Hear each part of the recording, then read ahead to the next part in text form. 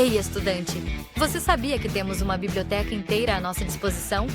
Através do Studio, você encontra 2 ambientes que são fundamentais para a sua experiência.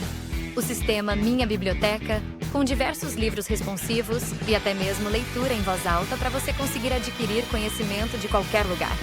Além disso, também temos a Biblioteca Unicesumar, com diversos periódicos e artigos científicos. Nestes 2 ambientes, você encontra as bibliografias básicas e complementares de todas as matérias do seu curso. Tá esperando o quê? Acesse unicesumar.edu.br/biblioteca e expanda agora os seus conhecimentos. Unicesumar EAD. O futuro começa agora.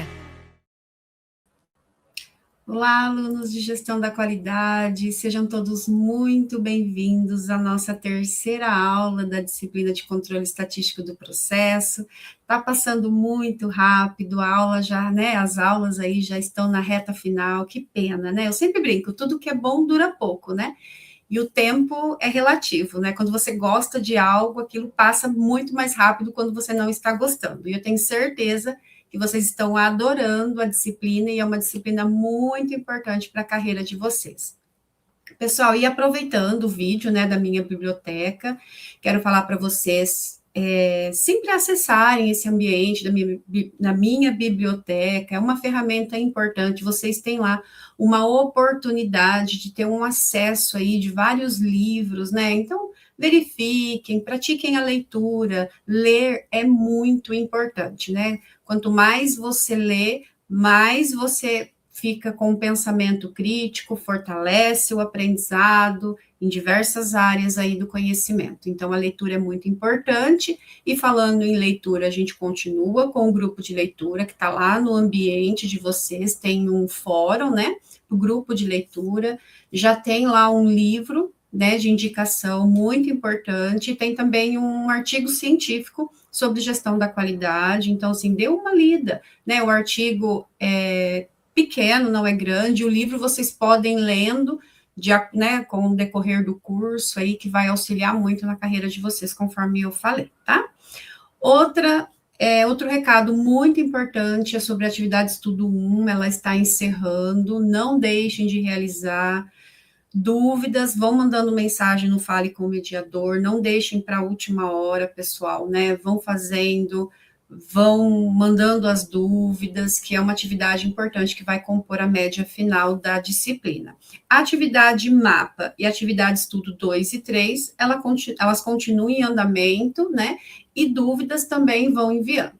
Outra coisa importante, tomem muito cuidado no momento que vocês estiverem anexando a atividade mapa. É o que eu sempre falo para vocês durante os recados, né? A partir do momento que vocês anexar e finalizar, não tem mais o que fazer com relação à atividade, caso ela foi errada. Então, né, peço firmemente, com gentileza, que antes de vocês finalizarem a atividade, dê uma olhadinha se realmente vocês anexaram a atividade correta. Caso não, ainda dá tempo de vocês excluírem e anexar novamente a correta, porque após finalizado não tem mais o que fazer. E se você ainda não finalizou, você consegue excluir e incluir um novo arquivo ali na sua atividade mapa, ok? Projeto de extensão, como todos já sabem, né, é algo obrigatório, então é necessário que vocês tenham aí 169 horas, né, de atividade complementar, atividade de extensão. Atividade complementar também é obrigatório, mas ela é uma quantidade, eu não lembro exatamente a quantidade que é, mas ela é menor que a de extensão, mas também é importante a realização. E a extensão é 169 horas. Então, tem vídeo, né, explicativo lá na sala do café. Não deixem de visualizar, tem toda uma explicação sobre o ambiente, os documentos, como preencher, como anexar. Então, vale a pena assistir esse vídeo, e dúvidas, vão enviando mensagem no Fale com o Mediador, ok?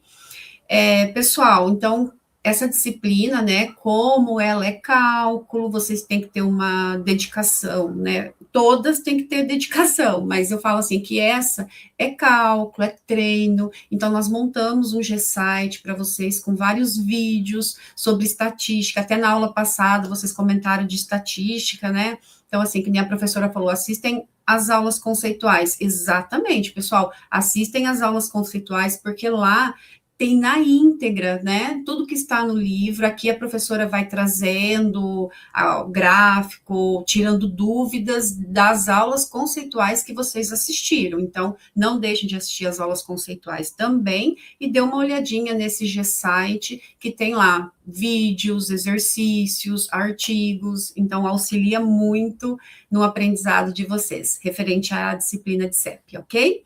Agora vou passar a palavra para a professora Valderis, que é a que vocês estão querendo ouvir nesse momento. Professora, mais uma vez, seja muito bem-vinda à sua aula. Boa aula a você e a todos os alunos. Professora Jane, muito obrigado, né? Sempre a professora Jane sempre traz muita informação importante, né, gente? Então, assim, tudo isso que ela falou é fundamental. É uma disciplina que realmente exige aí um pouco mais de dedicação do que as outras, justamente porque às vezes a gente tem um pouquinho de dificuldade ali num cálculo, ou fazer alguma coisa no Excel, né? Vocês viram que a gente usa muito o Excel. Pessoal, por que a gente usa tanto o Excel? Vocês às vezes falam bem assim, mas na prova eu não posso usar o Excel, né? Pessoal, a gente usa muito o Excel porque ela é uma ferramenta que veio, né, já faz muitos anos, e ela veio para ficar. Então, dentro da indústria, na maioria das vezes, a gente não vai fazer as coisas à mão, pessoal. A gente pode até coletar um dado à mão, mas na hora de executar, na hora de fazer os cálculos, na hora de colocar o negócio para rodar mesmo, a gente vai usar um Excel, tá? A gente vai usar um software, a gente vai fazer as coisas ali. Então, assim, não faz sentido eu ficar fazendo vocês fazerem um monte de coisa à mão, sendo que na empresa vocês vão utilizar o Excel. Então, vejam que a gente já tenta desenvolver em vocês um pouco das tecnologias que a gente tem disponível para ajudar vocês, tá? Pessoal, é uma tecnologia que facilita muito a vida, então vale a pena vocês aprenderem o Excel. Para quem me falar bem assim, professora, eu não sei mexer no Excel, tá? Não tem problema, gente. Mas assim, vocês viram que eu faço no Excel, fica gravado, né? Então, a maioria dos comandos que a gente usa, então eu faço ali, depois vocês conseguem rever a aula e fazer junto comigo, tá? Pessoal, outra coisa é que se vocês colocarem no YouTube, cursinho básico, né, de Excel, vocês vão encontrar muitos, tá? E que vai ensinar vocês todo o básico ali do Excel. Tem até mesmo cursos avançados, tá? Mas eu sei que tudo é corrido, então, assim, a minha sugestão é que vocês deem uma olhada no básico e depois, conforme vocês vão tendo tempo, vão avançando aí no estudo do Excel, tá? Minha dica é que todo mundo aprenda o Excel aí, não para disciplina, gente, né? Não apenas para ela, mas realmente para a formação de vocês como futuros gestores da qualidade, tá bom? Pessoal, vamos para a nossa aula de hoje, né? E para a gente começar a nossa aula de hoje, hoje a gente vai continuar falando sobre as cartas de controle, né? Só que hoje a gente vai falar sobre as por variáveis, né? E aí vocês podem olhar e falar bem assim, mas professora, né? Qual que é a diferença, né? Semana passada a professora explicou para vocês que quando a gente está falando em uma carta de controle por atributo, pessoal, é aquilo que eu não consigo medir. Ou às vezes eu até consigo, mas é muito caro fazer aquela medição. Por exemplo, quando a gente fala em cor, pessoal, temos máquinas específicas que conseguem fazer a diferença da pigmentação das cores, tá? Mas, pessoal, são máquinas muito caras mesmo. Então, no lugar de, por exemplo, eu ter que comprar uma máquina dessa, pessoal, eu faço isso no olho, né? Então, eu vou ter alguém que está treinado para fazer aquela diferenciação das cores, e ele vai dizer bem assim, aceito, rejeitado, né? Defeituoso, não defeituoso, né? Então, eu faço essa separação, tá? Então, é uma situação que a gente tem, que a gente consegue trabalhar aí muito bem, tá? Isso quando eu estou falando em uma carta por atributo, tá, pessoal? tá? Então, quando eu falo por atributo, eu posso ter uma situação semelhante a essa que a professora está falando para vocês, tá? Então, quando a gente fala em atributo, é quando a gente tem características, né, que são analisadas, são classificadas, ou que são contadas, né? Exemplo disso é quando é conforme, não conforme, defeituoso, não defeituoso, presença, ausência de falha, né? Ou até mesmo o número de defeitos, né? E se vocês se recordarem, na aula passada a gente falou sobre os 4 tipos de cartas de controle por atributo. A nossa carta P, né, que é quando a gente olha uma proporção ou um percentual de itens defeituosos. A carta NP, que é quando a gente fala em número de itens defeituosos, tá? A professora fez com vocês todas essas 4 cartas semanas passadas. Então, essas 2 primeiras, pensando aí no defeituoso, né? E aí, a gente tem a carta C e a carta U, quando a gente fala em defeito, né? A C, quando é defeito por unidade, e a U, quando é número de defeitos por unidade, né? Então, a gente fez ali vários deles, a gente conversou sobre isso. A professora fez no Excel, a professora já disponibilizou o Excel para a professora Jane e ela vai disponibilizar para vocês, tá? E aí, pessoal, quando eu falo nas cartas por variável, que é o conteúdo hoje, a gente vai falar tanto de cartas por variáveis quanto de cartas especiais, tá? Eu vou dar um foco maior nas cartas por variáveis, que é o que a gente mais vê dentro da indústria, tá? As especiais, a professora vai mostrar para vocês como que calcula, depois eu vou disponibilizar um Excel para vocês, mas a professora não vai chegar a fazer todas elas, tá, pessoal? Porque realmente as cartas que a gente mais utiliza quando a gente fala em indústria, pessoal, são realmente as cartas XR e a carta XS. Tá? Então, quando a gente fala em carta de controle por variável, pessoal, a gente usa elas quando a nossa característica de qualidade, ela pode ser medida numericamente, tá? Como peso, volume, diâmetro, temperatura, né? Pressão, espessura, comprimento, tempo ou até mesmo uma concentração, tá? Então, pessoal, vejam que são coisas que eu consigo ter uma medida, eu consigo tirar. E igual a professora falou, quando eu estou falando numa cor, pessoal, que é um atributo, eu não consigo medir, né? Então, vamos dizer, mas professora, você falou que tem uma máquina que faz isso. Sim, a gente tem uma máquina que ela consegue retirar ali a quantidade de pigmento que tem dentro daquela cor. Nesse caso, se eu fosse analisar essa quantidade de pigmento, ela seria por variável, tá? Mas se eu falar que é defeito ou não defeituoso, com falha ou sem falha, pessoal, é atributo, tá? Então, por variável, é essa medida numérica, tá? Pessoal, nesses casos, os dados, eles normalmente, eles são contínuos e eles permitem aí a gente avaliar, né, não apenas se o produto está conforme ou não, né, de acordo com aquela medida numérica, mas também o quanto ele se distancia desse valor. Então, por exemplo, eu tenho um pacote de biscoito que ele tem que ter 90 gramas, né? Temos os limites que é permitido ter de variação. Por exemplo, se é 90, ele poderia ser 95 ou 85. Mas eu tenho uma medida lá, por exemplo, gente, que ele está com o valor de 81. Pessoal, vejam o quanto que ele se afasta desse peso ideal. Então, se era 90 e ele está com 81, vejam que ele se afasta 9 gramas daquela medida ideal. Dessas 9 gramas, 5 é aceitável, porque era 85. Mas, pessoal, vejam que ele está muito mais do que 5. Ele tem 4 gramas, né? Ele tem 9 gramas no total a mais, né? A mais não, a menos. E, pessoal, por que a gente analisa esse tipo de situação, tá? Se vocês olharem dentro da legislação, não apenas brasileira, mas a legislação de maneira geral, ela traz especificamente uma quantidade, um limite do que é aceito essa variação de peso, tá? Por quê, pessoal? Porque se o produto vem menos do que aquela quantidade que é permitida, o seu cliente ele está sendo lesado, tá? Ou seja, é igual quando a gente compra no iFood ou no 99 ou em qualquer lugar e chega o produto e tá lá descrito 800 gramas. E aí você tira, você vai pesar e ele tem 600 gramas. Pessoal, você está sendo lesado porque você comprou para ser 800 gramas, não 600. Então você está saindo no prejuízo. Você pagou mais do que você recebeu. tá? Então, o seu cliente pode te denunciar por isso, tá?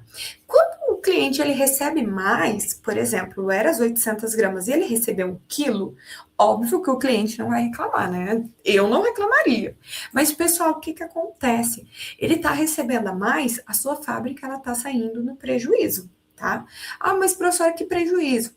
Pessoal, você tá dando produto a mais. O quanto que você gastou para aquilo, para produzir esse a mais? Quanto de prejuízo você tá tendo?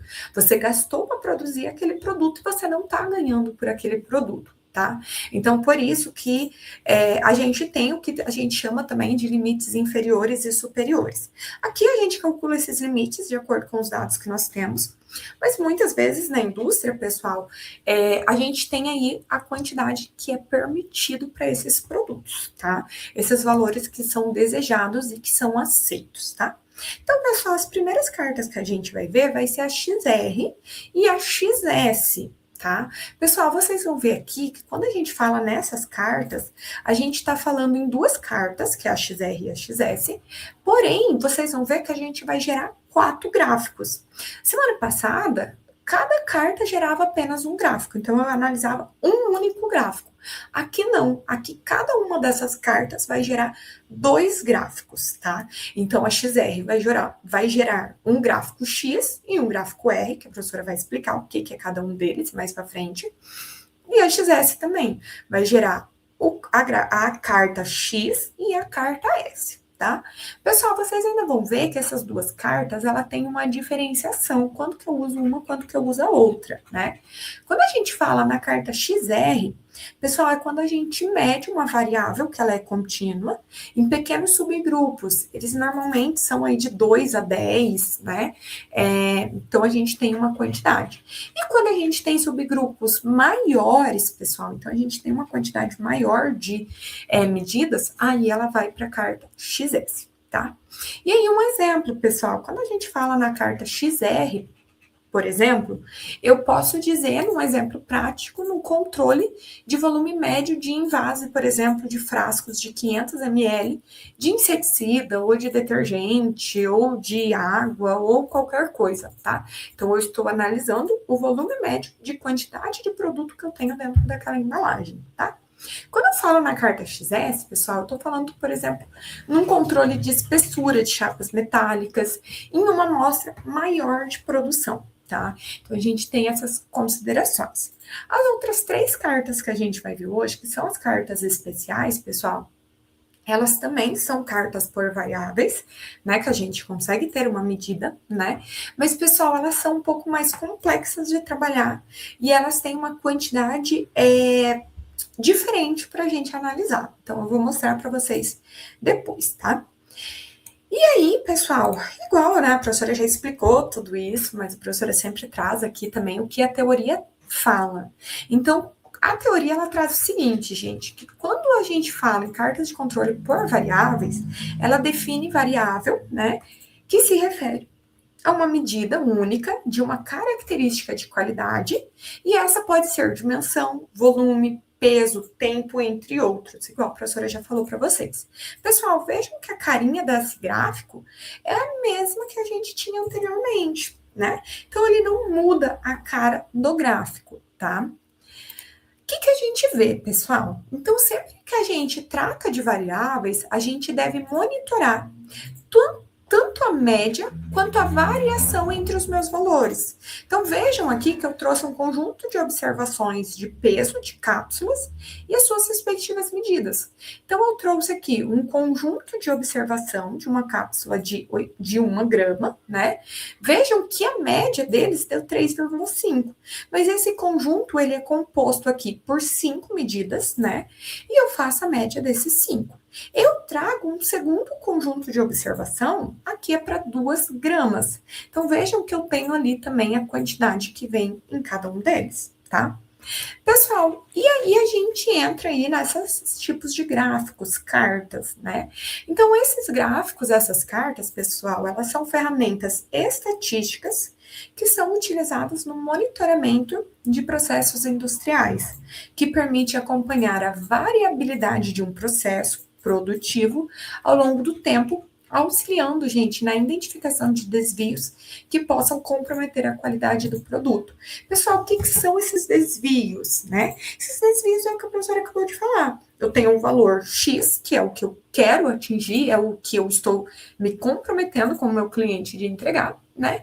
E aí eu tenho valores que estão variando para mais ou para menos, tá? E aí isso compromete a qualidade do nosso produto, tá? Pessoal, o objetivo dessas cartas é verificar se um processo ele está sob controle estatístico, garantindo aí que as variações observadas estejam dentro dos limites aceitáveis e que não hajam causas especiais afetando o desempenho. Ou seja, os nossos dados eles devem estar, né, entre o nosso valor, né, entre o meu limite inferior e o meu limite superior, que a gente via nos gráficos da semana passada, e a gente busca olhar, pessoal, se a gente tem causas especiais afetando esse desempenho. O que são essas causas especiais, gente? É aquilo que eu expliquei para vocês semana passada. Eu posso ter uma causa especial que pode ser, por exemplo, uma máquina que quebrou durante o processo. Pode ser uma máquina que está descalibrada e que está causando ou aumento do peso ou redução do peso. Pode ser, gente, um funcionário novo que entrou a trabalhar e que ainda não tem habilidade suficiente para fazer aquela função. E aí, por causa disso, está saindo um peso muito maior do produto ou ainda as medidas não estão ficando corretas, tá? Pessoal, então vejam que quando a gente fala em causas especiais, é aquilo que afeta o meu processo em um dia, 2, até um pouco mais, mas que a gente sabe o que aconteceu, tá? Então a gente olha e a gente fala assim, não, teve essa mudança nos valores porque aconteceu alguma coisa que saiu fora do nosso controle, tá? Porém, pessoal, essas causas especiais eu posso excluir, né? Vamos supor, eu tenho ali meu processo, eu posso tirar ele, por quê? Porque eu sei que aconteceu aquilo por causa daquele motivo, naquele dia específico. Ele não vai acontecer todos os dias, tá, pessoal? Agora, quando tem uma falha, uma variação muito grande no meu processo, que não foi causado por nenhuma causa especial, aí eu preciso me preocupar. Porque alguma coisa, gente, tá levando o meu processo a falhar. Por exemplo, eu não sei que a minha máquina está descalibrada, mas ela está, então ela está gerando ali ou um excesso ou uma redução de produto que pode me levar, por exemplo, a ter um problema muito maior, tá? Então, por esse motivo que eu preciso olhar e entender o que está acontecendo no meu processo produtivo, tá? E aí, pessoal, quando eu falo nessas cartas, quando eu penso no gráfico X, ele sempre vai ser a nossa média de dados, tá? Semana passada, a gente sempre trabalhava, muitas vezes na maioria das cartas, a gente trabalhava com uma média dos dados também, tá? Quando eu falo no meu gráfico R, pessoal, eu estou falando na amplitude dos meus dados. O que é uma amplitude dos meus dados, pessoal? Eu tenho 10 medidas, eu vou olhar o meu maior valor e o meu menor valor, e eu vou tirar esse tamanho. Por exemplo, o maior é 100, o menor é 80. Então, a amplitude entre o 80 e o meu 100 é de 20, tá? Então, isso é minha amplitude. Quando eu falo, pessoal, nessa amplitude, eu sempre vou estar falando. Se eu estou analisando a média dos meus dados e a amplitude dos meus dados, eu estou falando na minha carta XR. Tá? E, pessoal, para o gráfico XR, cada amostra deve ser composta por uma certa quantidade de observações, a qual pode chegar no máximo 10 observações, tá? Pessoal, tem 11, tem 12 observações, ele vai para a carta XS, tá? Então, isso é um dado bem importante para vocês, tá? Então, até 10 dados. Eu tenho 3, eu tenho 5, eu tenho 8, eu tenho 9, eu tenho 10, é carta XR. Passou disso, vai para a carta XS. O que a carta XS observa, pessoal? A carta X sempre vai ser a média dos dados, igualzinho ali, quando eu estou falando no gráfico XR, não muda nada. Mas quando eu falo na S, pessoal, eu estou trabalhando com desvio padrão. Semana passada, nas cartas por atributo, a maioria das coisas que a gente observava sempre era o desvio padrão, tá? Então, quanto que ele se desvia daquilo que nós temos? Tá? Então, basicamente, é isso que a gente analisa, tá? E aí eu trouxe aqui para vocês, pessoal. Então, quando eu falo na carta XR, eu trabalho ali com a minha amplitude, que é o meu R, que vai ser igual ao meu X máximo, então a minha maior medida, e o meu X mínimo, que é a minha menor medida, tá? Quando eu falo na minha carta XS, eu estou trabalhando com o meu desvio padrão, tá? Pessoal, a fórmula do meu desvio padrão, ele traz aqui justamente o nosso SI, que vai ser igual a raiz de 1 sobre N menos 1, somatório do nosso XYJ mais o nosso X elevado ao quadrado, tá? Professora, que fórmula enorme. A professora vai mostrar para vocês como que faz de forma mais fácil. Gente, pode ficar tranquilo, tá? Mas essa aqui é a fórmula, tá, gente? Lá no livro de vocês, gente, ele traz, ele mostra como que faz. Então, assim, vale a pena vocês lerem, gastar um tempinho a mais de vocês dando uma olhada nessa unidade, tá? E aí, pessoal, a gente tem que fazer a interpretação dos nossos resultados, né? Ah, mas professora, o que é a interpretação dos meus resultados?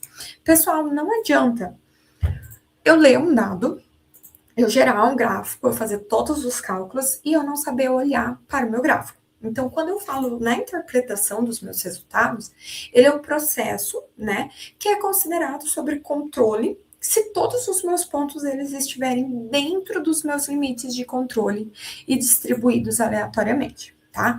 Ou seja, se estiver entre os meus limites inferior e superior, quer dizer que o meu processo está sob controle, tá? Por mais que eles estejam distribuídos de forma aleatória, mas está. Pessoal, caso haja pontos fora desses limites ou os padrões de comportamentos anormais, por exemplo, uma tendência ou ciclos, pode haver ali algumas causas especiais que podem interferir no nosso processo, tá? Pessoal, nós temos essas causas especiais que a professora já explicou para vocês. Quando é um dado, pessoal, e você sabe o que aconteceu, que foi os exemplos que eu dei para vocês anteriormente, eu posso retirar da minha amostra.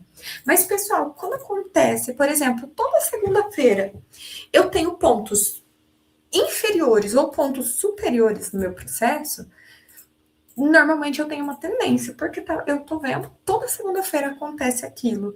Então, eu tenho que investigar por que apenas nas segunda-feiras acontecem aquilo, tá? Então, eu olho para o meu gráfico e eu tento encontrar um padrão do que acontece dentro dele, tá?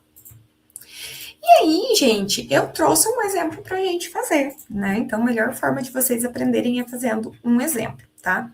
Vou fazer ele no Excel, mas vou mostrar aqui para vocês também, tá? Como que faz. Então, Vicente, gente, coletou 60 observações das cápsulas de remédios que são produzidas pela sua empresa. E para evitar o mesmo problema ocorrido no estudo de caso inicial, optou-se por analisar a variação entre os dados. Pessoal, para simplificar a análise, todas as observações foram organizadas em 10 grupos, cada um contendo 6 observações. Pessoal, se contém 6 observações, eu já sei que é a minha carta XR, certo? Porque se fosse um número maior do que 10, ela teria que ser uma carta XS. Tá? Então, a tabela 2 apresenta o peso em gramas de cada uma das cápsulas observadas, já organizadas em suas devidas amostras, tá? Então, gente, aqui eu trouxe o gráfico, mas a professora vai mostrar como que faz no Excel, tá?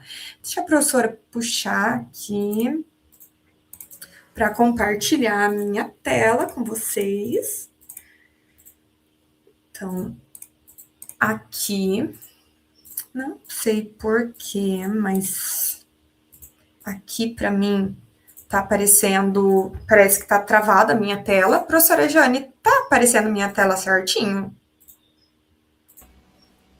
Oi, tá travada mesmo. Tá travada, né?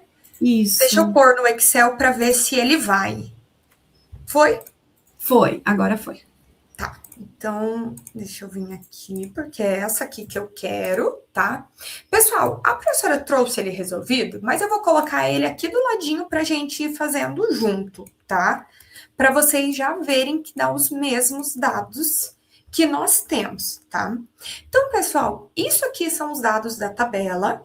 Então, nós simplesmente vamos fazer aqui o nosso primeiro passo. Para fazer o nosso primeiro passo, a professora, observem que a professora trouxe ele detalhadamente, tá? Então, eu vou colocar... Tá? Então, eu vou colocar aqui, ó. E eu vou tirar ele daqui só para mostrar para vocês como que eu calculo, tá? Então, a primeira coisa que a gente vai fazer aqui é calcular a minha média e a minha amplitude. Para calcular a minha média, pessoal, vocês simplesmente vão colocar o quê? Vocês podem pôr aqui o igual, vocês vão puxar aqui e vocês vão dividir pela quantidade de dados que eu tenho, que é o quê, pessoal? É igual a 6. Tá? Então, observa ali. Ai, ele já puxou. Deixa a professora tirar aqui só para vocês verem. Oxi, por que ele não tá puxando? Tá certo. Deixa a professora puxar pela média para ver se ele vai.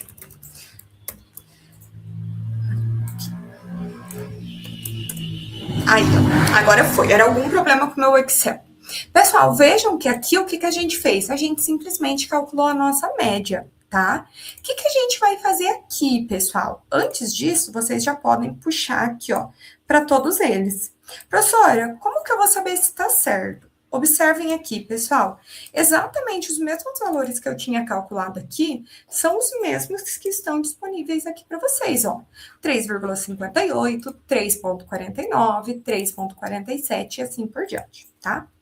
Professora, posso fazer isso à mão? Pode, gente. Então, como que vocês fariam, né? Vejam aqui que eu trouxe a fórmula para vocês, que é no nosso XM, que é o nosso X média, ele é simplesmente o quê, pessoal? O 3,82 mais o nosso 3,9 mais o nosso 3,33 mais o nosso 3,86 mais o nosso 3,27 mais o nosso 3,31. Pessoal, tudo isso aqui dividido para 6. Pronto, consegui. Vocês vão ver que vai dar exatamente esse valor de 3,58, tá? O que a gente faz em seguida, pessoal? Agora a gente vai calcular a nossa amplitude. Para calcular a nossa amplitude, pessoal, ele vai ser o quê? O nosso maior valor menos o nosso menor valor, tá? O nosso maior valor aqui, pessoal, é o quê? O nosso 3,9. Olhem aqui, ó. 3,9. Qual que é o nosso menor valor, pessoal? Eu tenho 3,82, 3,9, 3,33, 3,86, 3,27 e 3,31. Pessoal, o meu menor valor é o nosso 3,27. Então, o que vocês vão fazer? Vocês vão pôr igual o 3,9 menos o nosso 3,27, que vai dar igual a 0,63, tá? Ah, professora, deixa eu ver. É isso que deu? Pessoal, é exatamente isso que deu, tá? E aí, pessoal, aqui a professora já colocou todos eles para a gente não ter que ficar procurando, tá? Mas vocês fariam a mesma coisa aqui. Vocês iriam olhar qual que é o maior valor? 3,87. Qual que é o nosso menor valor, pessoal? A gente tem aqui um 3,18 e um 3,18. Então, é qualquer um deles, tá? Então, a professora vai voltar aqui só para vocês, para a gente facilitar o que nós fizemos, tá? Então, vejam ali, ó, ele só puxou 0,69, 0,95, 0,65, tá? Pessoal, depois que a gente faz isso, aí a gente determina a nossa média global da nossa média global e da nossa amplitude, tá? Como assim, né? Então, a gente simplesmente vai calcular a média e a amplitude, pessoal. Então, a professora vai puxar aqui só para a gente ter, né? E daí nós vamos fazer junto a média. E aqui é a amplitude, tá? Vou fazer com vocês para vocês verem como que faz, tá? Pessoal, para a gente calcular a nossa média, vocês vão fazer igual média, abre parênteses, e vão puxar aqui a nossa média, pessoal. E aí, o que nós temos? Um valor de 3,54. Depois, vocês vão fazer a média da amplitude de vocês, tá? Então, ele vai ser aqui, a média, tá? Pessoal, aqui, ó, eu só vou diminuir um número para vocês verem que vai dar a mesma coisa, tá? Vejam aqui, gente, 3,54 e o 0,81, tá? Depois vocês podem conferir todos os valores, tá? O que a gente faz na sequência, pessoal? Deixa a professora apagar aqui o gráfico, que a professora gera com vocês também. Pessoal, em seguida a gente vai determinar o nosso limite inferior e o nosso limite superior para cada amostra, tá? Primeiro, a gente faz isso para o nosso gráfico X, depois para o nosso gráfico R. Pessoal, o que nós temos de diferente aqui do que nós fazíamos anteriormente, tá? Primeira coisa, gente, observem aqui que a gente tem um A, tá? Antes, lá nos nossos cartas por atributo, era padronizado. Era sempre o 3. Então, era o 3 mais ou 3 menos, mas eu conseguia calcular. Aqui não, pessoal. Aqui a gente tem um A2 e a gente tem um D3 e um D4, tá? Onde que a gente vai encontrar isso aqui, pessoal? Isso aqui ele é um valor tabelado, então nós temos que olhar para as tabelas. Então, vejam que aqui, para achar o A2, pessoal, vocês vão olhar pelo número de amostras que vocês têm. A gente tem 6 amostras. Se eu tenho 6 amostras, eu vou vir aqui e vou encontrar onde que está o meu 6, tá? Pessoal, vejam que o meu 6, deixa a professora pegar uma canetinha aqui, ó. Vejam que o nosso 6, ele tá exatamente aqui, ó, tá? Então, o nosso valor do nosso A2, ele é esse 0,483, tá? Pessoal, aqui, vocês também poderiam utilizar apenas essa tabela, que essa tabela, ele traz o A2, o D3 e o nosso D4, tá? Como eu tenho 6 também, pessoal, eu vou vir aqui, ó. Vejam que eu tenho um valor o quê, pessoal? Eu tenho o nosso valor de 0,483, que é o mesmo que a gente tinha aqui. Para o nosso D3 é um valor de 0 e para o nosso D4 ele é um valor de 2,004, tá? O que a gente faz na sequência, pessoal? Então, aqui a professora já trouxe as duas tabelinhas para facilitar para a gente. Então, a gente trouxe aqui esse valor do nosso X. Vejam que esse valor de X, pessoal, é esse valor que eu tinha aqui, ó, de 3,54 que a gente calculou, tá? Exatamente aqui. E eu trouxe o meu valor de R, que é o nosso valor de 0,81 que a gente calculou ali também, tá? O que eu trouxe mais, pessoal? Eu trouxe o meu D3, que vocês encontraram aqui, ó, que é 0. O nosso D4, que é o nosso valor que encontramos aqui. E aqui a gente tem o nosso A2, que é o nosso 0,483, que a gente encontrou aqui e a gente encontrou aqui. O que a gente faz em seguida, pessoal? A professora vai apagar aqui para fazer com vocês, tá? Então, a gente vai pegar o nosso X, que é o nosso 3,54, menos, pessoal, o nosso A2, vezes o nosso R da amplitude, tá?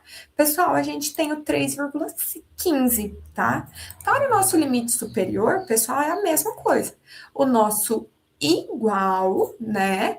O nosso X de 3,54 mais o nosso A2 vezes o nosso R, que é o 0,81, tá? Pessoal, vejam que eu encontrei o meu limite inferior e o meu limite superior, tá? O que a gente faz depois, pessoal? Aí a gente vai calcular o limite superior e o limite inferior do nosso R, tá? Então, para o nosso R, pessoal, a fórmula tá aqui. O que a gente faz? O nosso limite inferior, ele é igual ao nosso D3 vezes o nosso R, tá? Que é o quê? O nosso 0,81. Qual que é o nosso limite superior, pessoal? É igual o nosso 2,004 vezes o nosso 0,81. Pessoal, pronto, eu encontrei o meu limite inferior e o meu limite superior para o nosso R, e eu encontrei o meu limite inferior e o meu limite superior para o nosso X. Acabou, pessoal. Agora a gente só vai traçar os nossos gráficos, tá? Então, primeiro a gente traça o nosso gráfico de X. Pessoal, o que a gente tem aqui de diferente, tá? A nossa média é o que a gente encontrou de 3,54 daqui. O nosso limite inferior é o nosso 3,15 e o nosso limite superior é o nosso 3,93, tá? Pessoal, esses dados aqui, eles são os dados que vocês tinham calculado aqui, ó. O nosso 3,58, o nosso 3,49 e assim por diante. Ou seja, ele é a média das nossas amostras, tá? E aí eu simplesmente vou traçar o gráfico. Como, professora? Vamos lá. Igualzinho a gente fazia semana passada, pessoal. Então, vejam que eu venho em inserir, coloco aqui o meu gráfico e eu tenho ele aqui, ó. Então, a gente tem a nosso primeiro tipo de gráfico, o nosso gráfico X, tá, pessoal? Ai, professora, né? Vamos gerar de novo só para eu colocar aqui, gente, a tabelinha para vocês verem, tá? Ó, inserir. Ai, ele puxou errado. Aqui, ó. Pessoal, aqui vocês podem colocar gráfico X, tá? Pessoal, o que a gente vê aqui, né? Então, a gente observa que os nossos dados, eles estão todos contidos entre o meu limite superior e o meu limite inferior, tá? E eles não têm uma grande variação. Percebam que a nossa variação entre os nossos limites, ele é relativamente pequeno, tá?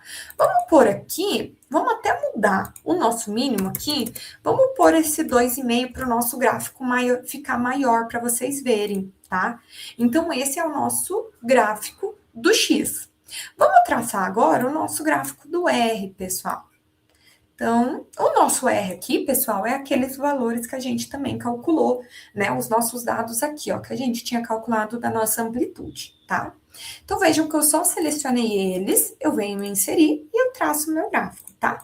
Aqui vocês podem até colocar, ó, nosso gráfico R, tá?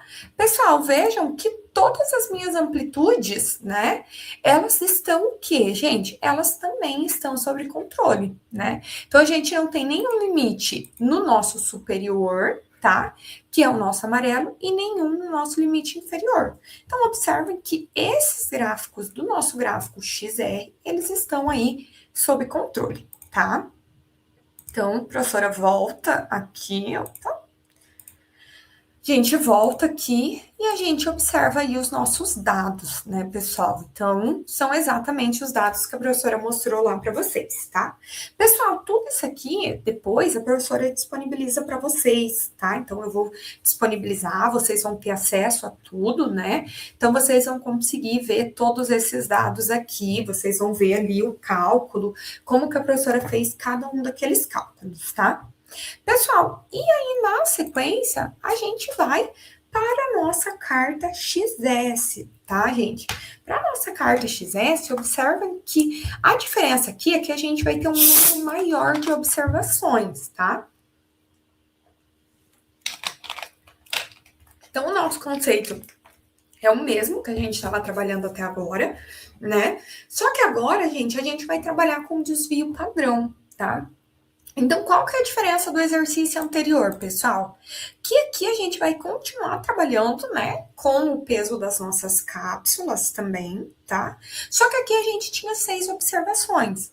Agora, nesse exercício aqui, pessoal, a gente vai ter 12. Então, vejam ali, ó, que dessa vez, Vicente, pensando em ter dados mais fiéis à realidade, ele decidiu usar amostras compostas por 12 observações cada. Tá? Então, a partir disso, ele usou 120 observações no total, o que resultou em 10 amostras de 12 observações cada uma, onde a tabela 7, pessoal, apresenta as informações coletadas, tá? Referente ao peso das minhas cápsulas, as quais, assim como no exemplo anterior, devem pesar 3,5 gramas, né? Então, o que a gente vai fazer agora, pessoal? A gente vai voltar para o Excel. Então, a professora vai compartilhar de novo a minha tela, né? Então, a gente vem para cá e agora a gente vai para a nossa carta XS. Pessoal, ela é muito semelhante ao que nós fizemos até agora, tá? O que é que a gente tem de diferente aqui agora? Basicamente, que a gente vai trabalhar com o desvio padrão, tá? Então, a gente vai ter esse detalhe. E a gente vai trabalhar aqui, pessoal, com uma amostra maior, tá? Então, o que a gente faz aqui primeiro, pessoal? Para a gente fazer primeiro, a gente vai calcular a nossa média, tá? Então, deixa a professora apagar aqui só para vocês verem, tá? Para calcular a nossa média, pessoal, então eu faço igual eu fiz antes, né? Eu venho aqui e eu pego essas 12 amostras aqui, pessoal. tá? Então, vejam que eu continuei calculando a mesma coisa. Então, eu peguei o meu 3,2, mais o meu 3,61, mais o nosso 3,62, mais o nosso 3,21 e assim por diante. E eu calculei a média desses dados, tá? Pessoal, aqui eu trouxe para vocês verem um exemplo, tá? Então, daqui da nossa primeira amostra, vejam que ele deu exatamente o nosso 3,64. Tá? E aí eu simplesmente puxo, pessoal, e eu tenho todos eles, tá? Na sequência, a gente vai calcular o nosso desvio, pessoal. Então, o nosso desvio é essa fórmula grandona aqui, tá? Aqui a professora já colocou para facilitar a vida de vocês, mas a professora vai mostrar para vocês também como que faz, tá? Pessoal, aqui a gente já tem, o Excel mesmo faz o cálculo desse desvio. Então, vocês vão colocar igual... Desvio padrão A, pessoal. Vejam aqui, ó. Vocês simplesmente vão vir aqui e vocês vão coletar todo ele, né? Professora, mas e se eu fosse fazer à mão? Pessoal, à mão vocês só iriam seguir a fórmula. O nosso 1 dividido pelo nosso N menos 1 e assim por diante, tá? Pessoal, lá no livro de vocês, ele também traz como que faz 1 por 1, tá? Então, vocês conseguem fazer também. Pessoal, e aí o que eu faço aqui? Eu simplesmente puxo e arrasto para todos os outros valores. E aí eu consigo calcular a mesma coisa que a gente fez ali, tá? Pessoal, o que a gente tinha antes? Antes a gente trabalhava com o nosso R fazendo o quê? Pegando o nosso maior e o nosso menor valor. Agora, na XS, não. A gente pega o nosso desvio padrão da nossa amostra, tá? Pessoal, o que eu faço na sequência? Eu vou calcular a minha média dos meus X e eu vou calcular a minha média dos meus desvios, né? Então, a professora vai apagar aqui para fazer com vocês. Para calcular a média, pessoal, mesma coisa que a professora estava fazendo até agora. Então, vocês vão pegar aqui, ó, os dados de vocês, tá? Pessoal, ele já calcula aqui automaticamente o valor. E eu vou calcular a média dos meus desvios. Então, igual média, né? Do nosso desvio padrão, tá? E aí, a gente tem aí também o valor de 0,38. Então, a média de 3,70 e a nossa média do desvios, que é de 0,38, tá? Pessoal, o que a gente faz na sequência? Pessoal, a mesma coisa que a gente estava fazendo antes. Lembra que a gente pegava a tabelinha, ia lá no 6 e assim por diante? Pessoal, a diferença é que aqui agora, a gente vai trabalhar com o nosso A3, aqui e aqui, e aqui a gente vai trabalhar com o nosso B3 e o nosso B4, tá? Pessoal, o que vocês vão fazer? Vocês vão olhar aqui na tabela. Primeiro, vocês vão olhar qual que é o N de vocês, tá? O nosso N é 12. Então, se o nosso N é 12, pessoal, eu vou vir aqui, ó. No nosso 12, eu vou circular ele, ó. E eu tenho o nosso valor. Então, vejam que eu tenho para A3 0,886, para o B3 0,354 e para o nosso B4 1,646, tá? Pessoal, e é isso. Em seguida, a gente calcula os nossos limites. Vejam aqui, ó, que a professora já trouxe para vocês, né? Então, a professora, deixa eu apagar aqui para vocês os limites. Isso aqui eu vou fazer com vocês, né? Mas vejam que a professora trouxe aqui o nosso X, que vocês calcularam, de 3,70, o nosso S, que é a média dos nossos desvios, o nosso A3, que é o 0,886, o nosso B3, que é o 0,354, e o nosso B4, que é o 1,646. Agora, a gente calcula os nossos limites. Pessoal, os nossos limites inferior, vamos lá. Para começar o nosso cálculo aqui do nosso limite inferior, deixa a professora achar aqui só um jeito para vocês conseguirem ver. Aqui. Então, a gente vai colocar igual o nosso X de 3,70 menos o nosso A3 vezes o nosso desvio S, tá? Pessoal, o nosso limite superior igual o nosso X, que é o 3,70, mais o nosso A3 vezes o nosso S, certo, gente? Pronto, já encontrei o meu limite inferior e o nosso limite superior, tá? O que a gente faz agora? Agora a gente calcula para a nossa carta S. Então, para a nossa carta S, pessoal, o nosso B3 vezes o nosso desvio padrão, pessoal. E para o nosso limite superior, ele vai ser igual ao nosso B4 vezes o nosso desvio de 0,38. Pessoal, vejam que a gente acabou de encontrar, que a professora já colocou para facilitar a nossa vida, né? Então, a nossa média, né, do 3,7. A professora já colocou o nosso limite inferior, que é 3,37, que a gente calculou. O nosso limite superior, que é 4,04, que a gente também já calculou, tá? Para o nosso gráfico S, pessoal, detalhe, pessoal, os nossos dados aqui também são os que vocês calcularam aqui, ó, tá? Então, a nossa média, tá? Para o nosso gráfico S, a mesma coisa, pessoal. Os nossos dados que a gente tem aqui são esses que vocês calcularam aqui, tá? A nossa média é o nosso desvio padrão. O nosso limite inferior é o que vocês calcularam e o limite superior é o que vocês calcularam, tá? E aí, a gente tem aqui as nossas duas cartas, pessoal. Vamos fazer, eu vou fazer com vocês para vocês verem como que é, tá? Então, eu venho aqui, ó, e ele fica assim, tá? Ah, mas professora, por que lá ele tá maior? Pessoal, porque a gente muda a configuração aqui, ó. Vejam que eu não tenho nenhum dado menor que 3. Então, eu posso vir aqui, mudar o meu mínimo para 3 e o nosso máximo para, por exemplo, o nosso 4,4, que ele mudou aqui, ó. Vejam que é exatamente a carta que eu tenho aqui, gente. Ele não muda nada, tá? E para o nosso limite inferior, também eu posso fazer a mesma coisa. Então, eu venho aqui, eu venho inserir, eu venho aqui e eu encontro. Pessoal, aqui ele não deu tanta diferença. Então, é mais tranquilo. Mas, se vocês quisessem diminuir, vocês também podiam, né? Então, aqui, ó, vocês poderiam colocar ali o 0,1, né? Que a gente tem quase do limite inferior, e aqui vocês poderiam, por exemplo, colocar 0,75, tá? Eu consigo diminuir ou aumentar, tá? E aí, o que vocês fazem, pessoal? Vocês analisam, né? Percebam que aqui no gráfico X, pessoal, eu tenho dois valores acima do meu limite superior, tá? Então, aqui no meu dia 6 e aqui no meu dia 10, tá? E aqui eu tenho um valor que está abaixo do nosso limite inferior. Ou seja, pessoal, de acordo com a minha carta X, o meu processo não está sob controle, tá? Já para minha carta S, pessoal, o que eu vejo pelo meu desvio? Que eu tenho apenas um dado acima do meu limite superior e eu não tenho nenhum abaixo do meu limite superior, tá?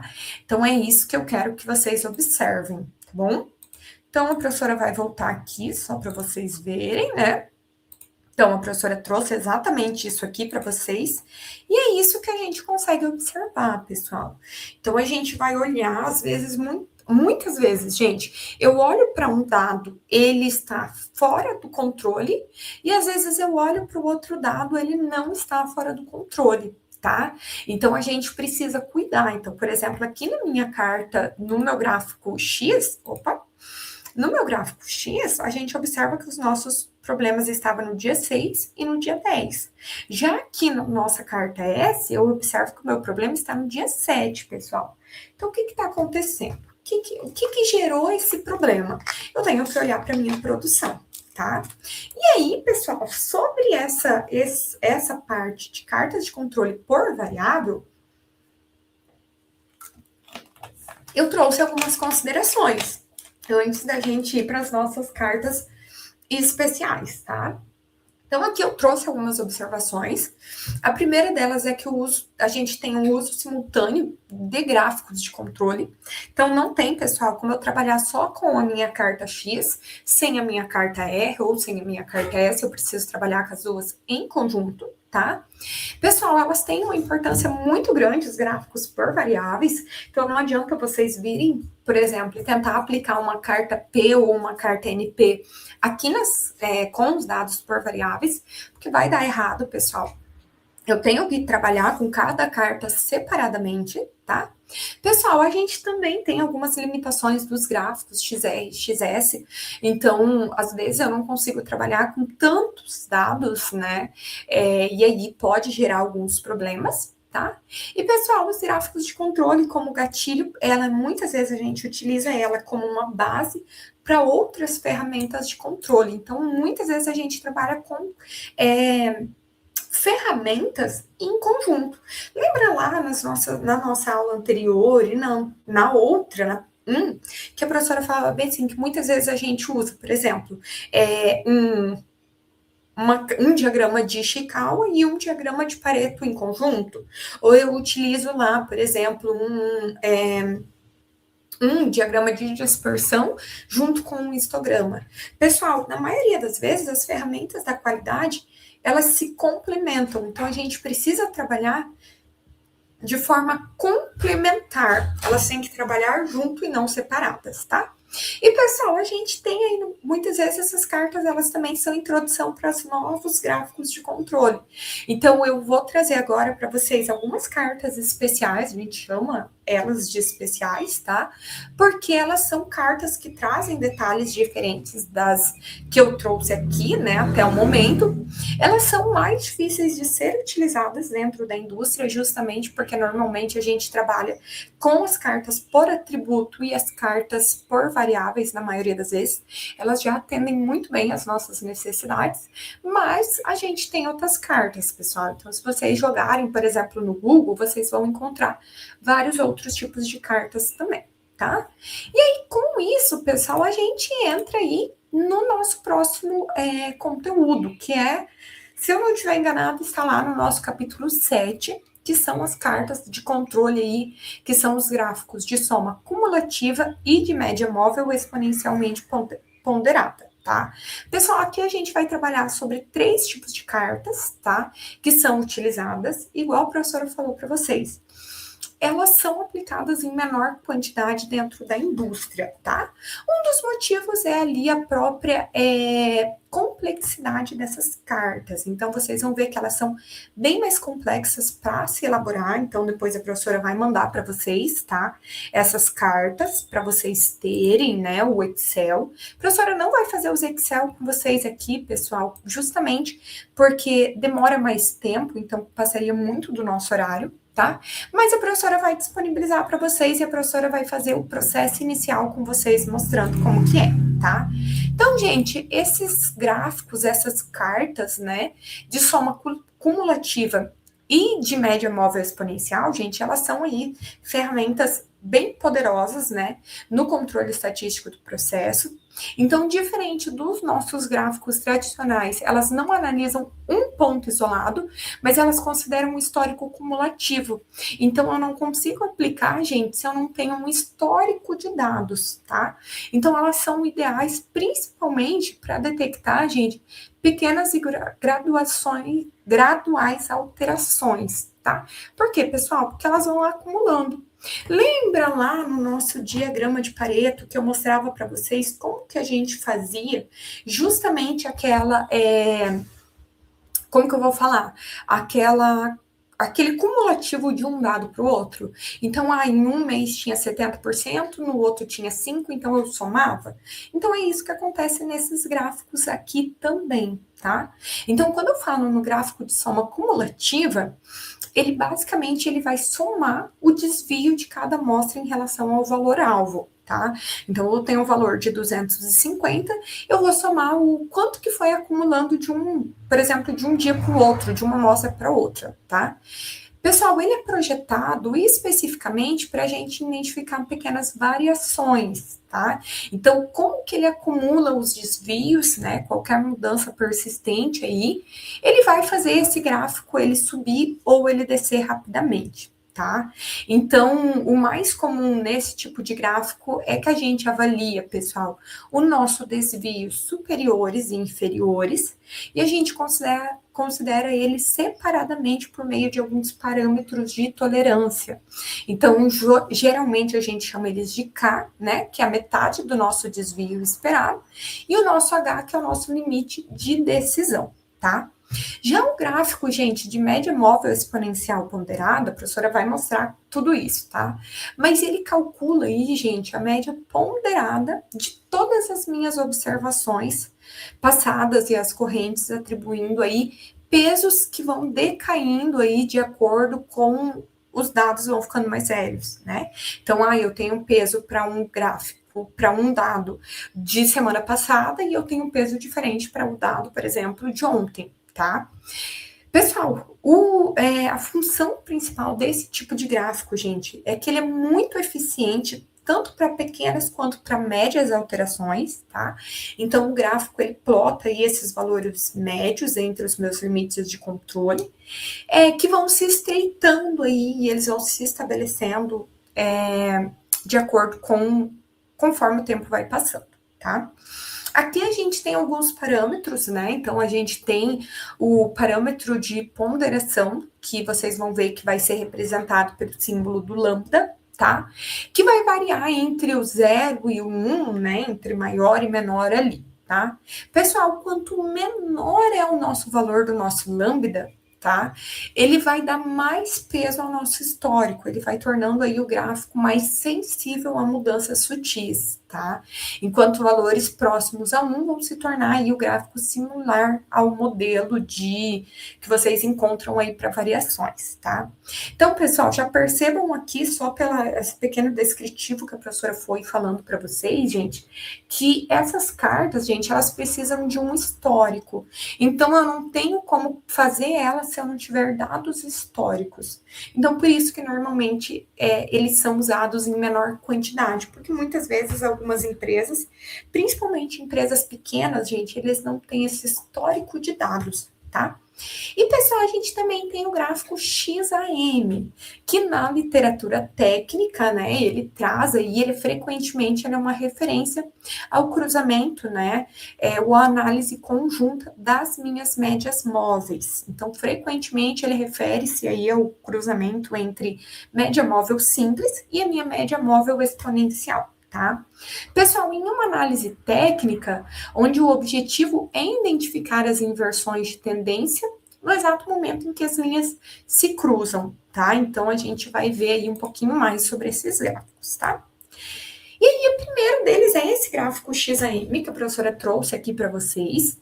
A principal aplicação dele, gente, ele ocorre em casos nos quais todas as minhas unidades produzidas, elas são analisadas, o que ocorre aí principalmente quando a quantidade de unidades produzidas é muito baixa ao ponto de não ser interessante reuni-las em amostras com mais de uma observação, tá? Então, o nosso gráfico X, ele vai sempre tratar da média entre os meus dados e o AM vai tratar da amplitude móvel entre os mesmos dados, tá? Então, pessoal, quanto a esse tipo de gráfico, né, a diferença em relação àqueles que a gente conversou até agora, das variáveis, pessoal, mora justamente no fato de que não é necessário... Ui, desculpa. Deixa eu só fechar aqui.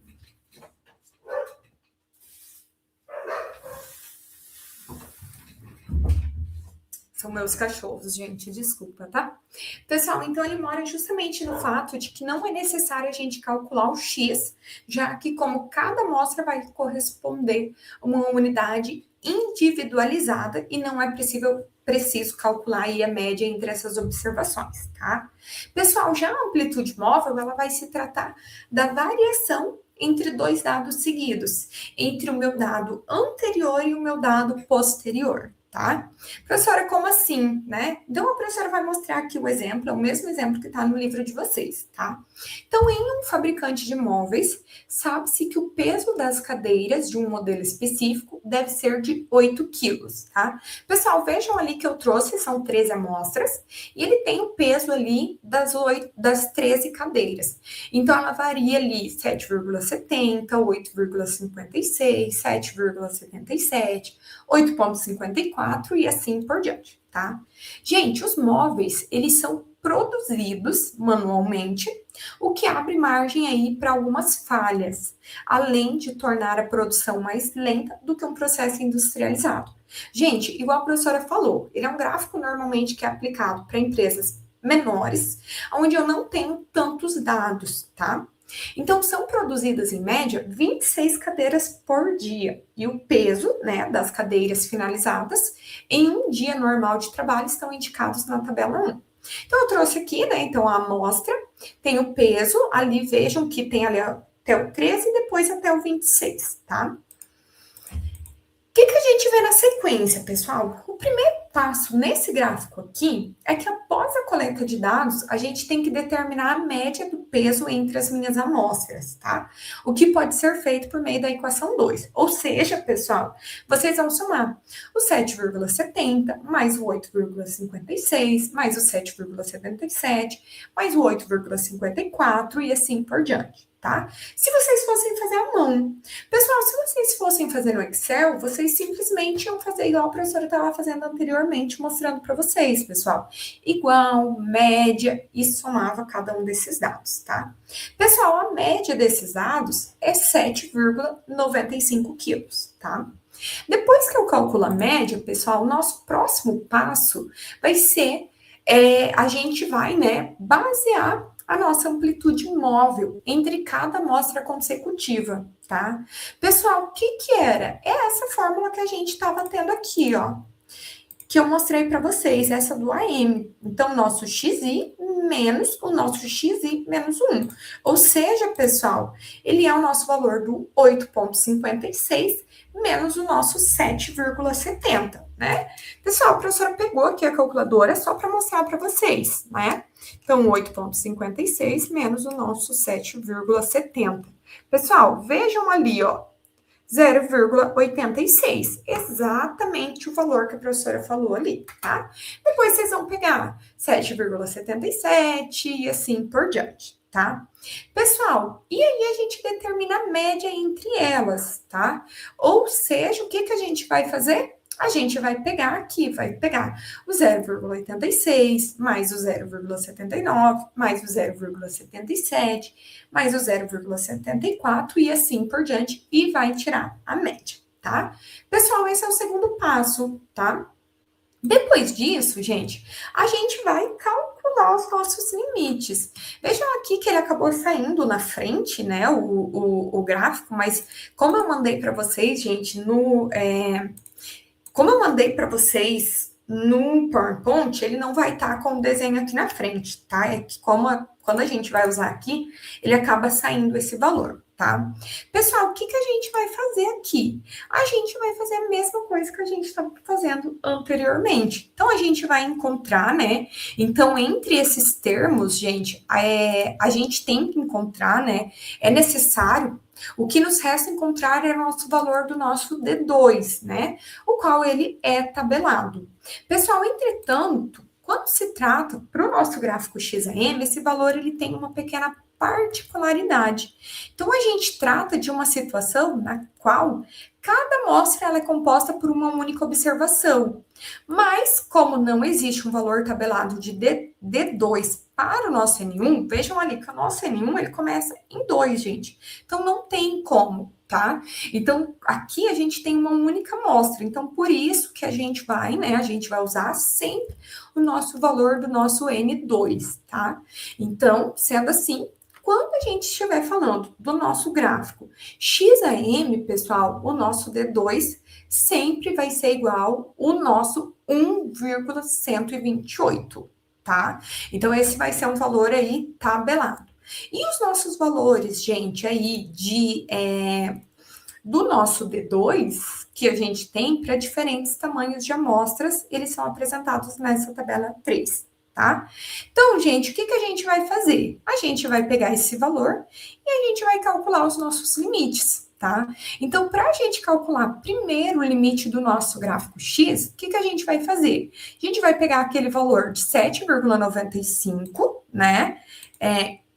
Que tá aqui, ó, nosso 7,95, ele é exatamente o nosso valor que a gente encontrou aqui, gente, tá? Que é a média dos nossos pesos. E aí, o que a gente vai fazer? Menos o nosso 3 da nossa fórmula, vezes o nosso AM, pessoal. O nosso AM é o nosso valor que a gente encontrou aqui, que é a média dos nossos AM que a gente tinha calculado, tá? Dividido pelo quê, pessoal? pelo nosso D2 da nossa fórmula, tá? Pessoal, a gente faz o mesmo processo para o limite superior. O que muda, gente? Somente que um é negativo, nosso limite inferior, e que para o nosso limite superior é positivo. Então, a gente encontra aí um valor de limite inferior para o gráfico X de 7,06 e para o nosso limite superior de 8,84, tá? Depois disso, pessoal, a gente vai calcular o quê? A gente vai calcular o nosso limite inferior para o nosso AM. Pessoal, aqui, como a gente não tem aquele valor igual a professora falou, então a gente vai utilizar tudo da nossa linha 2, tá? Para a nossa linha 2, para o nosso D3 é 0 e para o nosso D4 é 3,267. Ou seja, para o limite inferior é o nosso 0, vírgula, o nosso AM, a nossa média do nosso AM, que é o 0,33, tá?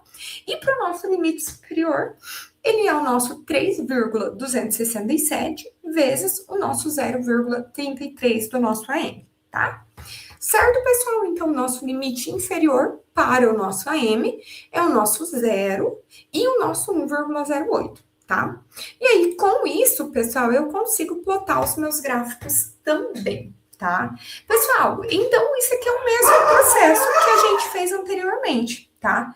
Então, ele não muda. A professora não fez no Excel aqui, mas vocês viram que ele não muda nada. Tá? Pessoal, o que os nossos gráficos nos dizem, né? Eles nos dizem que o nosso processo, ele tecnicamente, né, para o gráfico X, ele está sob controle, então ele está abaixo do nosso limite inferior, aliás, ele está acima do nosso limite inferior e abaixo do meu limite superior, eu não tenho nenhum dado passando, considerando o peso médio das nossas amostras. Porém, pessoal, quando eu olho para a minha amplitude, entre as minhas amostras, o que eu consigo ver ali, gente? Eu consigo ver que eu tenho um limite, né, o inicial, que está diferente, tá? A gente observa ali.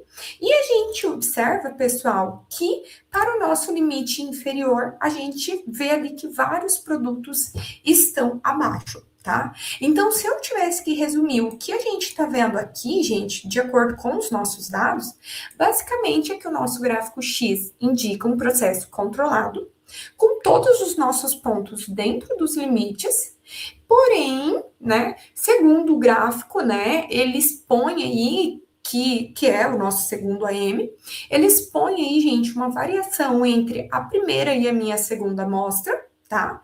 Que é muito alta, estando aí acima de um limite superior de controle. Observem lá que ele está acima.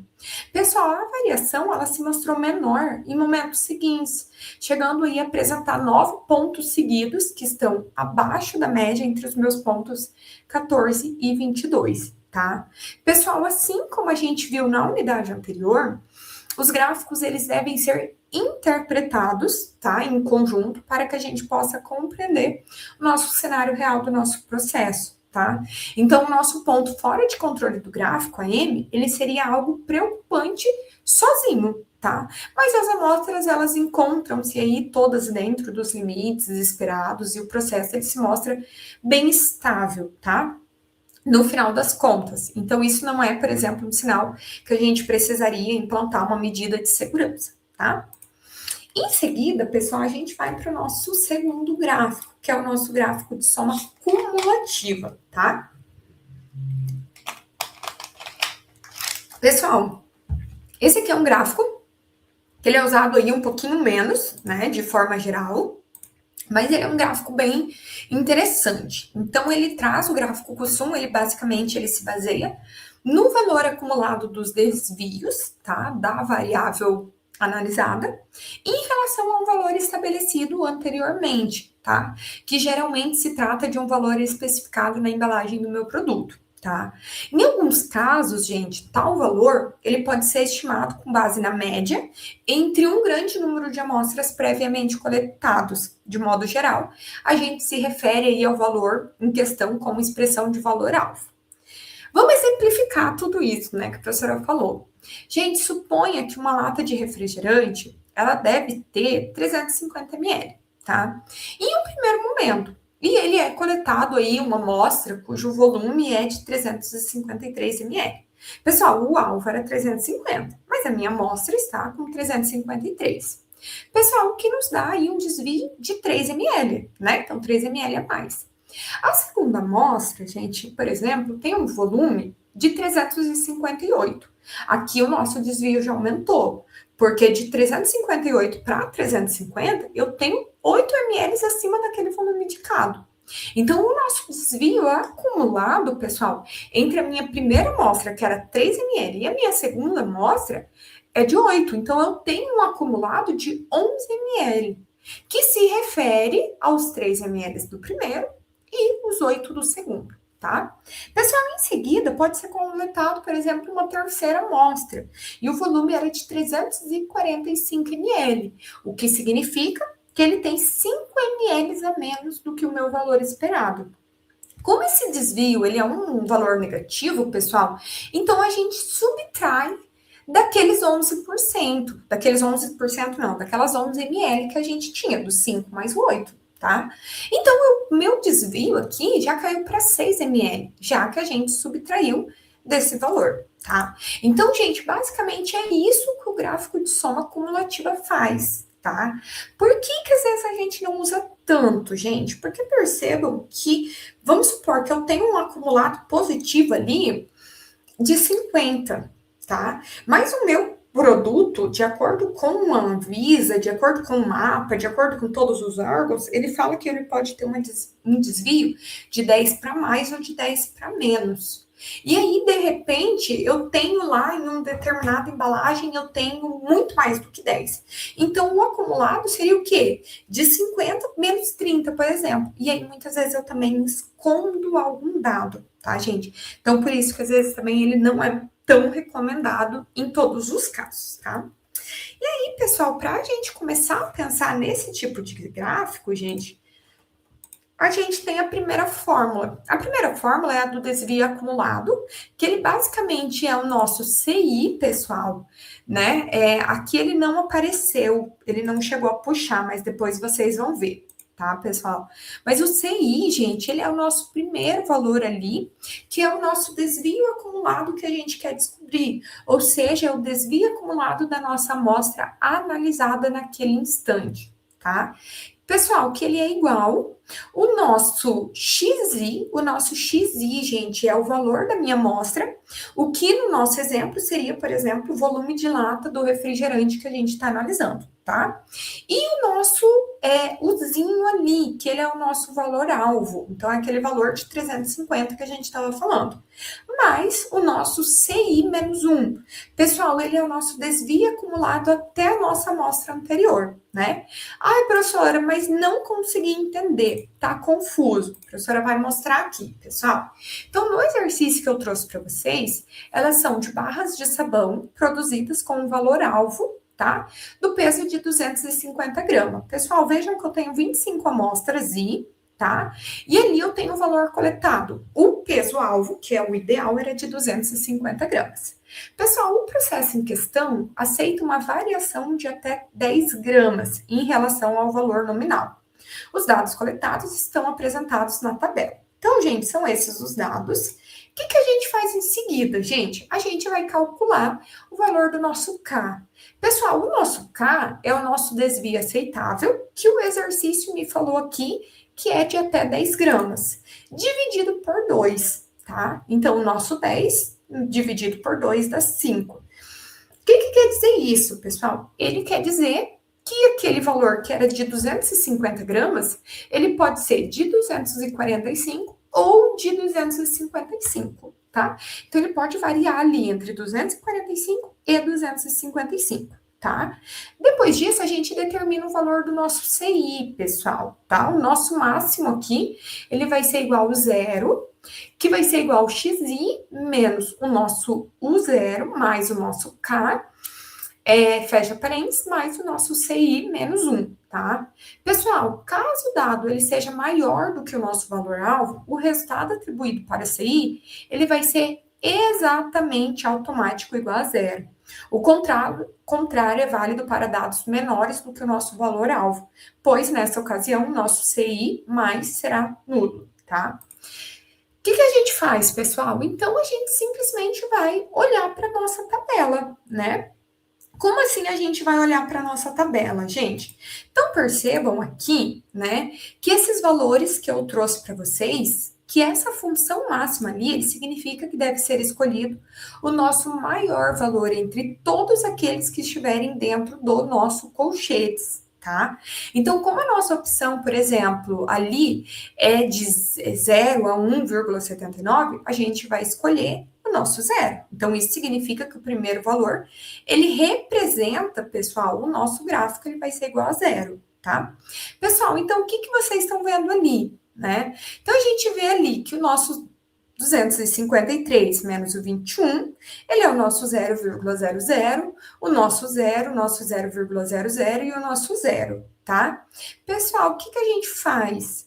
Vejam ali que o nosso máximo, né, é igual a zero, igual eu falei para vocês. Então, a gente vê que o nosso 253 menos 21, que é o nosso valor que a gente tem do nosso dado, menos o nosso valor-alvo de 250, mais 5, que é o nosso K que a gente calculou, mais o nosso zero. Por quê, pessoal? Porque eu não tenho um valor anterior acumulado, tá? Então, o que a gente vai perceber aqui? Que no nosso segundo dado, no nosso segundo valor, no nosso gráfico, ele vai ser o nosso 259,95, pessoal. Da onde esse 259,95? É o nosso dado 2, pessoal. Então, aqui eu tenho a mesma coisa que nós tínhamos antes, tá? Mais o nosso zero. Pessoal, o que a gente tem aqui? Né? Qual que é a diferença? O nosso 250 mais o nosso 5 dá 255. Ou seja, o nosso valor máximo aqui vai ser o nosso 4,95, tá? Depois, pessoal, para um terceiro valor, o que a gente tem, gente? Vamos só antes disso. Aqui a gente tinha um valor de zero, que é esse 1,79. Tá, gente? Esse 1,79 é o quê? Esse 253 menos esse 255. Como ele é negativo, eu considero zero aqui, tá? Pessoal, aqui eu já tenho esse 4,95 que foi o que o nosso C2 gerou. Então, aqui, no lugar daquele zero, para o nosso gráfico 3, eu vou colocar esse 4,95. Tá? O que a gente faz? Pessoal, o nosso terceiro valor era 257,13. Pessoal, menos o nosso 255 mais o nosso 4,95. Vejam aqui, gente, que eu já gerei um valor acumulado de 7,08, tá? E aí eu faço isso para cada um dos nossos dados, tá, gente? Eu continuo fazendo até finalizar todos os nossos dados, tá? Então é isso que vocês têm que continuar fazendo. Em seguida, pessoal, para gerar o gráfico, você vai determinar o limite do nosso controle, tá? Pessoal, o nosso H, ele é um valor constante, então o exercício vai dar para vocês se ele é 4 ou 5, né? Então, aqui, por exemplo, a gente considerou 4. Então, a gente simplesmente faz o 4 vezes o nosso desvio padrão e a gente encontra o nosso LC, tá? E aí, a gente gera aqui o nosso limite, pessoal. Vejam que eu tenho aqui o nosso CI, que são os nossos dados positivos, o nosso CI negativo e o nosso limite que a gente calculou, né? Que é ali o nosso 37, por aí, tá? Pessoal, esse é o nosso gráfico de soma acumulativo do CUSUM. Depois a professora, igual a professora falou, a professora vai disponibilizar, gente, para vocês o gráfico, para vocês, o Excel, para vocês conseguirem fazer, tá? Pessoal, qual que é a interpretação desse gráfico, né? Pessoal, nele, a gente tem dois picos, vejam que a gente tem um valor ali, dois valores que ultrapassam o nosso limite de controle, tá? Pessoal, ambos referentes à nossa linha do C+. Então, isso indica, gente, que está havendo ali um acúmulo de produtos com peso maior do que o nosso valor-alvo, que era de 250 do nosso sabão, tá? O que torna necessário aí uma análise a respeito da produção, porque vocês estão perdendo produto dentro da fábrica, tá? Pessoal, e aí a gente vai para o nosso terceiro tipo de gráfico, terceiro e último, tá? Nesse terceiro tipo de gráfico, pessoal, assim como no gráfico do Poisson, é muito sensível aí a pequenas mudanças, né? E ele atua aí relacionado às observações. Novamente, gente, a gente trata de um gráfico que é mais focado em amostras que são compostas por apenas uma observação, tá? Apesar desse gráfico permitir aí algumas adaptações para analisar amostras com mais unidades. A sua principal aplicação, gente, ela ocorre nos mesmos casos que o gráfico Poisson, tá? Sendo ambas boas alternativas aí, cuja, né, a escolha vai depender apenas da afinidade do usuário, qual que ele prefere fazer. Então, não tem o qual que é o melhor e qual que é o pior, tá, gente? Pessoal, o que a gente tem aqui? Primeiro de tudo é que todas as observações têm um impacto sobre a seguinte, igual vocês viram anteriormente, no caso das latas, né? Então, a primeira lata afeta a segunda afeta a terceira afeta a quarta e assim por diante, tá? Aonde, gente, aquelas que forem mais antigas vão ser menos impactantes sobre as futuras.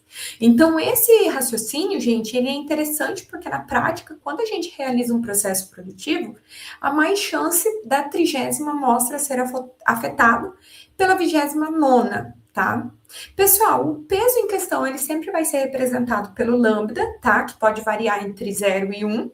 O valor, ele é estabelecido pelo meu usuário, sendo os valores com a faixa entre 0,10 e 0,20, tá? Os mais utilizados. E quanto menor o valor atribuído para o nosso lambda, gente, menores vão ser as mudanças detectadas, tá? O que a gente faz, pessoal? Aqui eu trouxe um exemplo do volume de detergente em cada amostra, tá? Das embalagens, e ele tem um valor de 500 ml. Tá? Diogo decidiu atribuir o peso 0,2 para as amostras imediatamente anterior a cada uma das observações. Foram feitas 25 observações ao todo, as quais estão registradas na tabela, tá? Então, pessoal, aqueles são os dados, no livro de vocês tem tudo, tá? E aí, como que a gente faz, gente? O primeiro passo para montagem desse gráfico é justamente a gente olhar para esse valor-alvo, igual a gente fazia no anterior. Tá? Pessoal, esse valor a gente vai dar um nome de lambda, que é o nosso ponto de partida para determinar. E aí, em seguida, a gente vai calcular aí o nosso valor de ZI, tá? Por meio dessa equação aqui, tá? O que a gente faz, pessoal? Então, eu trouxe aqui para vocês verem. Então, a gente tem aqui que o nosso valor do lambda é o nosso 0,2, tá? Vezes o nosso 512,84, que é o nosso x, pessoal. Então, é o nosso valor, primeiro valor da tabela, tá? Mais o nosso 1, que é padronizado, menos o nosso lambda, que vocês determinaram, vezes o nosso peso padrão, gente, que é o que a gente determinou no exercício. Então, vejam aqui que eu tenho um valor de 502,57. Tá? Pessoal, esse valor que eu calculei para o meu Z1, ele vai ser o nosso valor que a gente vai ter ali logo na sequência para o nosso próximo Z. Então, vejam ali que no segundo caso, eu continuo com a mesma coisa, então, o nosso 0,2 do lambda, vezes o nosso x, que é o nosso valor do 2, ali, 507, mais o nosso 1 menos o 0,2, que já ficou padronizado, vezes o nosso 502, ou seja, o nosso dado anterior que vocês calcularam, tá? Pessoal, vocês vão fazer isso para todos os seguintes, vai seguir esse mesmo raciocínio aqui, tá?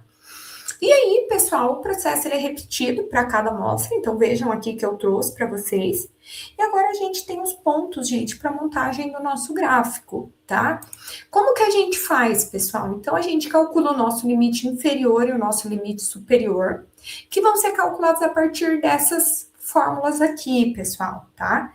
Gente, aqui eu trouxe um pedacinho do livro para vocês verem, que a maioria dos termos da equação do 13 e 14, ele já foi apresentado anteriormente, tá? Então, nosso Z0, que a gente sabe que é o valor padrão, a gente tem o nosso valor do nosso lambda, né? Então, a gente tem quase tudo. Os únicos novos dados, gente, é o nosso valor ali do nosso desvio que vocês estão vendo, que a gente sabe que se trata do desvio padrão entre as nossas amostras coletadas, tá?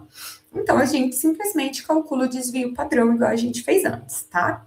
E o nosso L, que se trata da distância em quantidade de desvio padrão entre os limites de controle e o nosso valor-alvo. Pessoal, caso seja adotado o L igual a 3, a gente trabalha com a distância de 3 desvios padrão em relação ao nosso valor-alvo, tá? Então, é isso que a gente faz aqui. E aí, o que a gente tem aqui, gente? O nosso Z0 é o nosso 500, que era padrão. O nosso L, a gente está trabalhando com 2. O nosso desvio padrão, ele deu igual a 5,92. O nosso lambda é o 0,2. E o nosso I é igual a 1, pessoal. Gente, vejam aqui que a professora colocou na fórmula passo a passo para vocês conseguirem calcular. E o que a gente encontrou, gente? Que o nosso limite inferior é 496,80 e o nosso limite superior é 503,20, tá? E aí, gente, o que a gente faz? A gente traça o nosso gráfico, né? O que a gente vê aqui, pessoal? Que a gente tem ali o nosso ZI, que são os nossos dados, né? Eles estão acima, pessoal, do nosso limite superior, tá? Então, a gente tem vários pontos acima do nosso limite que a gente queria ter alcançado, né? Pessoal, então a gente tem vários pontos que ultrapassam esse limite superior e por si só isso já seria algo aí para prender nossa atenção. Porém, gente, se a gente considerar que todos os pontos do gráfico ficaram acima da média, né, o que é outro fator que também deve ser analisado. Então, a possibilidade, por exemplo, de um equipamento estar escoando mais detergente do que o valor-alvo, né, que cada uma das embalagens deveria ter. Então, eu tenho que buscar analisar aqui dentro desse processo o que está acontecendo, porque alguma coisa, gente, não está certo, tá? Pessoal, então é isso, né, que a gente vê aqui por meio dos nossos gráficos, tá? Se vocês ficarem com alguma dúvida, pessoal, tragam para nossa próxima aula. A professora vai mandar os Excel para vocês, tá? Disponibilizar. E como sugestão de leitura, pessoal, eu trouxe aqui 2 artigos que falam justamente sobre essas cartas de controle aí por variáveis, tá? Então, essa é a minha sugestão de leitura para vocês terem. Beleza, gente? Pessoal, era isso nossa aula de hoje. Se tiverem alguma dúvida, tá? Podem entrar em contato e a gente se vê na próxima aula. Gente, tchau, tchau, até mais!